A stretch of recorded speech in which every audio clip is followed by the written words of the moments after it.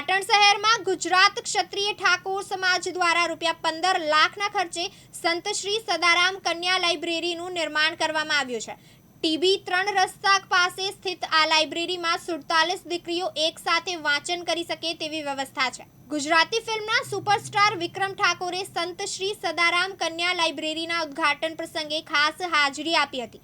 આ પ્રસંગે લાઇબ્રેરીના કમિટીના આગેવાનો તેમજ સભ્યો દ્વારા ગુજરાતી ફિલ્મના સુપરસ્ટાર વિક્રમ ઠાકોરનું બહુમાન અને ફૂલોના હાર પહેરાવી સન્માન કરાયું હતું અને સંત શ્રી સદારામ કન્યા લાઇબ્રેરીને નિહાળી હતી। જ્યારે વિક્રમ ઠાકોરે પોતાના કાંઠેથી ઠાકોર સમાજને લગતા ગીતો તેમની જ ફિલ્મના ગાયા હતા અને ઉપસ્થિત ઠાકોર સમાજના ભાઈ બહેનોને મંત્રમુગ્ધ કરી દીધા હતા।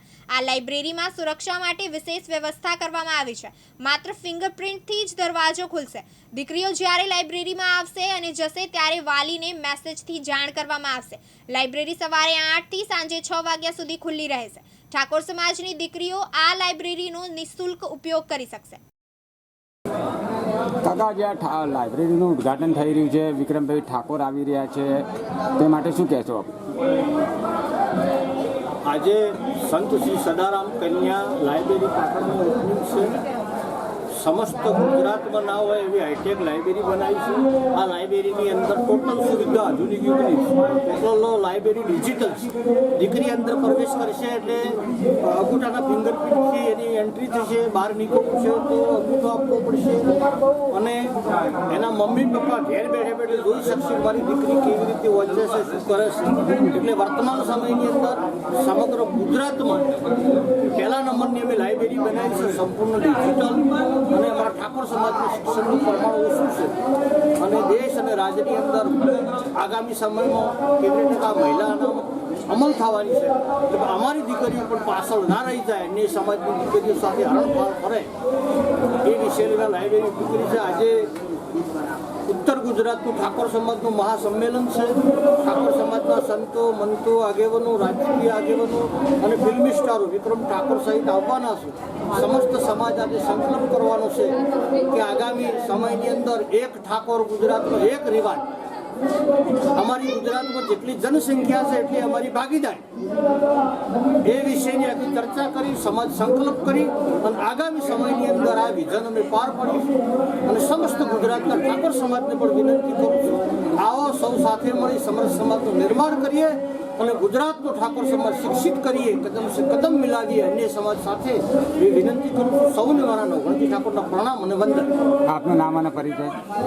સમાજના બહુ મારા સંત શ્રી સદારામ બાપા એમના નામે આ લાઇબ્રેરી કન્યા લાઇબ્રેરી બની છે અને સમાજના ઘણા બધા આગેવાનોએ એમાં ખૂબ સપોર્ટ કર્યો છે, દાન આપ્યું છે, એ બધાનો ખૂબ ખૂબ આભાર માનું છું। અને મારા નરખણજી બહુ ઓછા લોકો એવા છે સમાજના કે જે આવા કાર્યો કરી રહ્યા છે સમાજ માટે।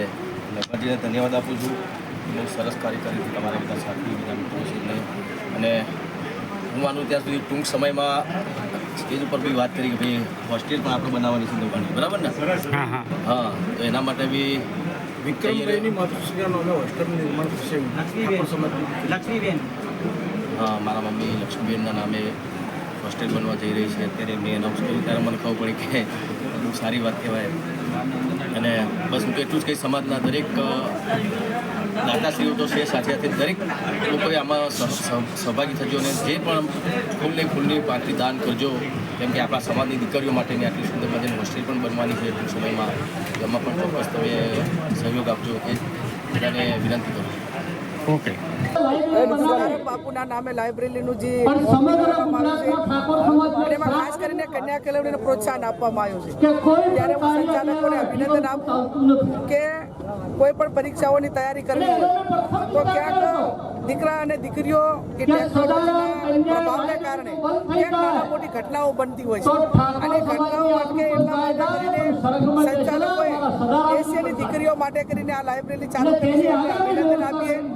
પરીક્ષાઓની તૈયારી કરીને જે વિદ્યાર્થી ભણે શિક્ષણ સાથે સંસ્કાર અને પોતાની પ્રશ્નની લાઈફ અને આવનાર સમયની અંદર સ્વનિર્ભર બને એના માટે કરીને નાના મોટી નોકરી કે ધંધા રોજગાર માટે પોતે સ્વનિર્ભર બને, તે ઉદ્દેશ પાર પડે એવી હું સદારામ બાપુને પ્રાર્થના કરું.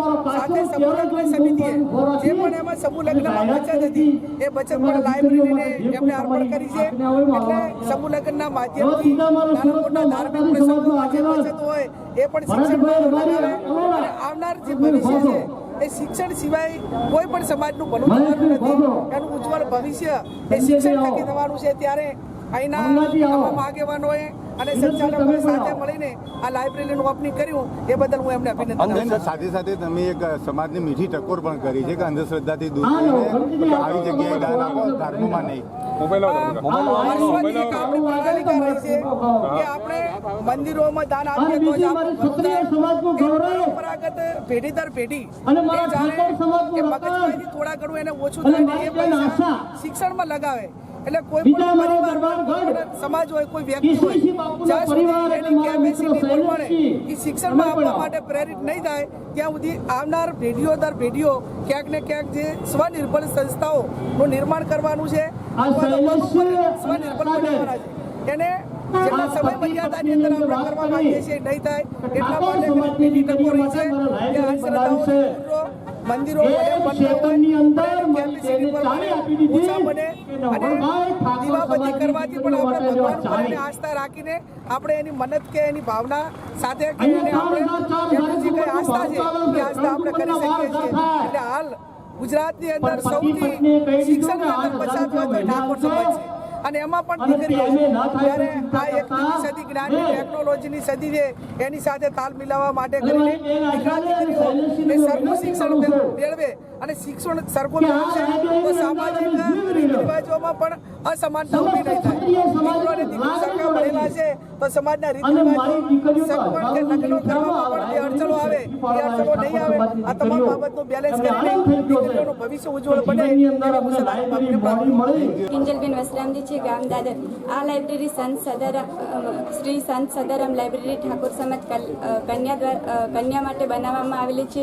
તે માટે હું ઠાકોર સમાજના દરેક વ્યક્તિનો ખૂબ દિલથી આભાર માનું છું કે જે છોકરીઓ ભણી નથી શકતી એમના માટે ગામડેથી આવું બહુ સહેલું નહોતું પડતું. એમને હે ને આટલી બધી સુવિધા મળી રહી. પર્સનલ ટેબલ, પર્સનલ ખુરશી, પછી હે ને કેમેરા, પછી એસીની સુવિધા, ખૂબ બહુ મસ્ત સુવિધા મળી છે. એ માટે હું ઠાકોર સમાજના દરેક વ્યક્તિનો, દરેક કર્મચારીનો, દરેક રાજકીયનો ખૂબ ખૂબ દિલથી આભાર માનું છું અને દરેક દીકરીને વિનંતી કરું છું કે તે લાઇબ્રેરીનો સદુપયોગ કરે અને સારી રીતે વાંચે અને ખુદનું અને પોતાના પરિવારનું અને ગામનું અને ઠાકોર સમાજનું નામ ખૂબ ખૂબ રોશન કરે એવી દરેકને વિનંતી કરું છું. એટલે એને લાઇબ્રેરીનો સદુપયોગ કરે છોકરી.